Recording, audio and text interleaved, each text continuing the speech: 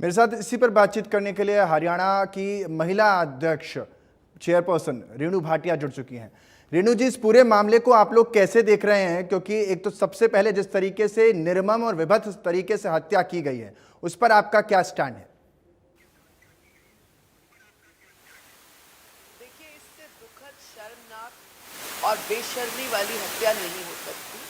और अभी पुलिस जिस प्रकार से छानबीन कर रही है, ये मालूम होना बहुत ज़रूरी है कि ये हत्या किसने की।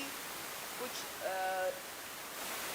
बातें सामने और अलग तरीके की भी आज सुबह से आनी शुरू हुई कि ये सुसाइड था, सुसाइड सामने आया। ये सारी छानबीन करना पुलिस का काम है और पुलिस को सीरियसली इस पे वर्क करना चाहिए। हमने भी जो कल पत्र एसपी भिवानी को लिखा है, सुमित कुमार जी को, कि ये पूरी छानबीन स्वयं करें, टीम ना लगाएं, क्योंकि वो एक अफसर हैं, वो अपने अंडर इस केस को जरूर देखें।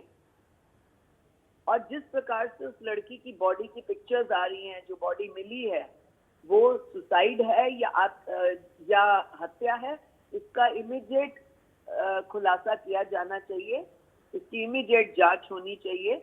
जो लोग इस घेरे में आ रहे हैं उनको तुरंत अरेस्ट किया जाना चाहिए, बहुत आवश्यक है। देश की बेटी का सवाल है, उसकी अस्मत का सवाल है, उसके वजह से बाकी बेटियां डरी हैं, उनको मजबूत करने का सवाल है और महिला आयोग इसमें बहुत सख्त है।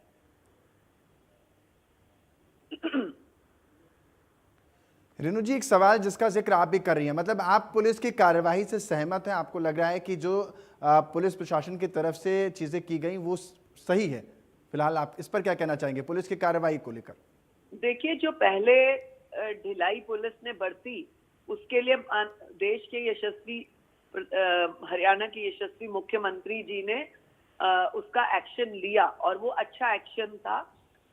जो तबादला किया गया, जो सस्पेंशन किया गया, अब उसके बाद जो भी पुलिस ऑफिसर्स अब आए हैं, उनको इस कार्य को मुस्तैदी से करना चाहिए, सीरियसली लेकर करना चाहिए। अंकुश नहीं लगना चाहिए कि इस तरह की हत्या के ऊपर कोई प्रॉपर कार्रवाई नहीं हुई। और मैं उम्मीद करती हूँ पुलिस अपना काम बखूबी करेगी, उन लोगों को, दरिंदों को ढूंढ कर निकाल लाएगी। चाहे हत्या हुई, चाहे जिनकी वजह से आत्महत्या हुई, वो सारे दरिंदे सामने आने चाहिए।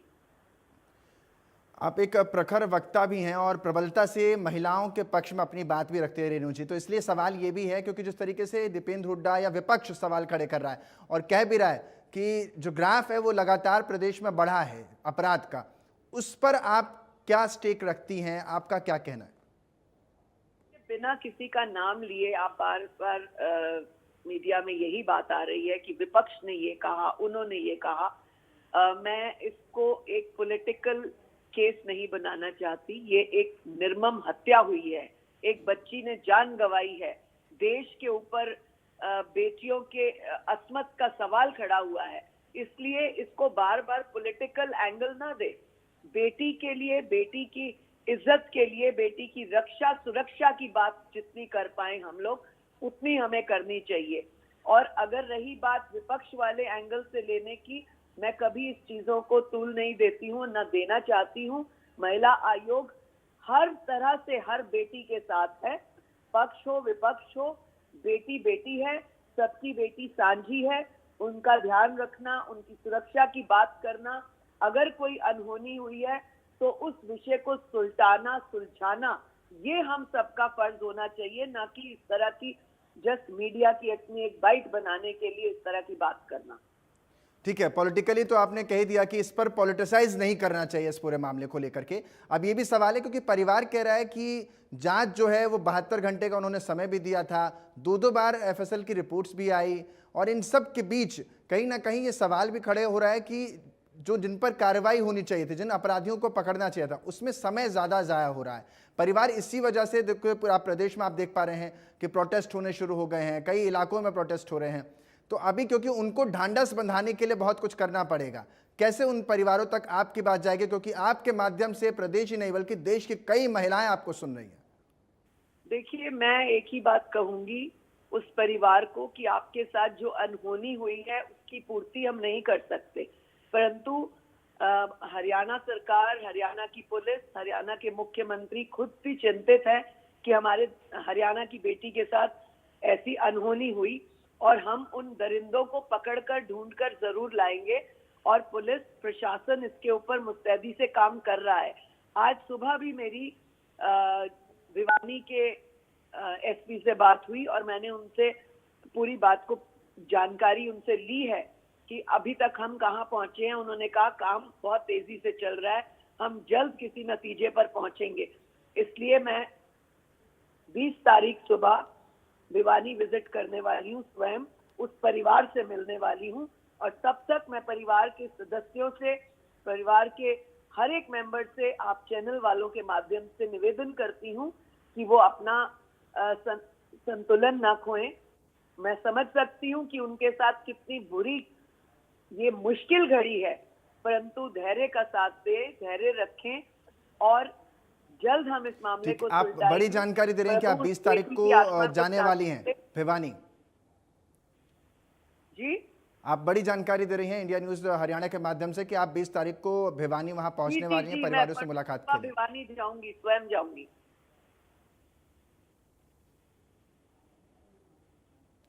बहुत बहुत शुक्रिया आपका रेणु भाटिया जी, हमारे साथ जुड़ने के लिए। चेयरपर्सन है महिला आयोग की, हरियाणा महिला आयोग की, और बड़ी जानकारी हमें दे रही थी। और साफ तौर पर अब इस पूरे मामले को लेकर के ये भी कहा है कि इस पूरे घटनाक्रम पर पॉलिटिसाइज नहीं करना चाहिए, बयानबाजियों से बचना चाहिए। विपक्ष पर भी, विपक्ष एक तरफ लगातार ये भी मांग कर रहा है कि इस मामले में जितनी जल्दी तह तक पहुंचा जाए वो भी हो, तो वहीं कुछ सवाल भी खड़े कर रहा है। और इस पर राजनीति नहीं होनी चाहिए, ये भी कहा है रेणु भाटिया ने। और बड़ी बात रखी है कि मनीषा हत्याकांड को लेकर के बोली है रेणु भाटिया, और अपनी जाने की बात भी कही है कि मैं परिवार से मिलने के लिए भी जाऊंगी, और फिलहाल मैं संपर्क में लगातार बनी हुई हूं।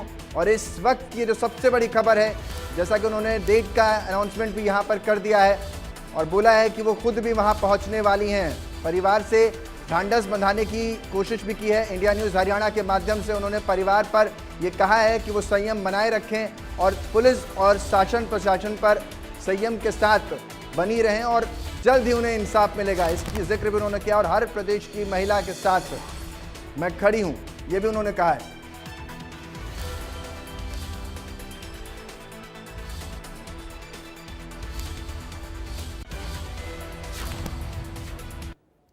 भिवानी टीचर हत्याकांड मामले में मनीषा की बॉडी को जिस जगह पर फेंका गया था, उसको लेकर लोगों का कहना है कि बॉडी के पास कुछ पेय पदार्थ की बोतलें, चिप्स, रैपर और चप्पल भी पड़ी हुई थी। चेहरा